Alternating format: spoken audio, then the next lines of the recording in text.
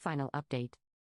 My parents invited my sister, who attacked me 6 years ago, to my bachelorette party so we could leave the past behind. But I exposed her in front of everyone, and she ended up losing her job. Part 3.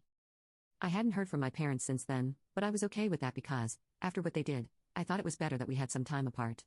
I didn't even think they were going to contact me on their own anytime soon, but they did. Unfortunately, it wasn't to apologize but to blame me for the situation my sister is in now. This morning, I received a phone call from my mother, and as soon as I answered, she told me that I absolutely had to talk to my aunt and make sure she gave the position she had been talking about to my sister and no one else. She sounded hysterical and very distressed, and I had no idea what she was talking about, so I had to ask her to explain. She then explained that apparently, my sister had been unemployed for about 6 months since her previous company laid off many employees due to downsizing. A couple of weeks ago, she realized that she didn't even have enough money to cover rent, so she had to move back in with our parents. She has been looking for work but can't find anything she likes and that pays enough. My mother had spoken with my aunt about this, and since my aunt was starting a new business, she had decided to hire my sister as head of marketing, as that was the department my sister had worked in previously. But after the incident at my bachelorette party, where I talked about what happened 6 years ago, my aunt stopped responding to them and eventually withdrew the offer. That wasn't surprising at all because I had always been my aunt's favorite. Moreover, when my mother forwarded me the message my aunt had sent her, I thought it was a pretty reasonable excuse. She had said that based on what she gathered from the incident I narrated at the party, it was obvious that my sister had serious anger issues. The fact that she hadn't even apologized, not even at the bachelorette party, didn't sit well with my aunt, and her behavior was simply wrong. There was a more qualified candidate for this position whom she had interviewed a few weeks earlier, but she had decided to give the job to my sister because she was part of the family. However, she has now changed her mind, and the job will go to the more qualified candidate.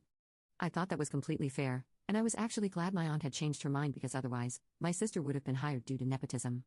As someone who has had to face the consequences of nepotism in the workplace, I didn't want my aunt to be the person who contributes to the problem.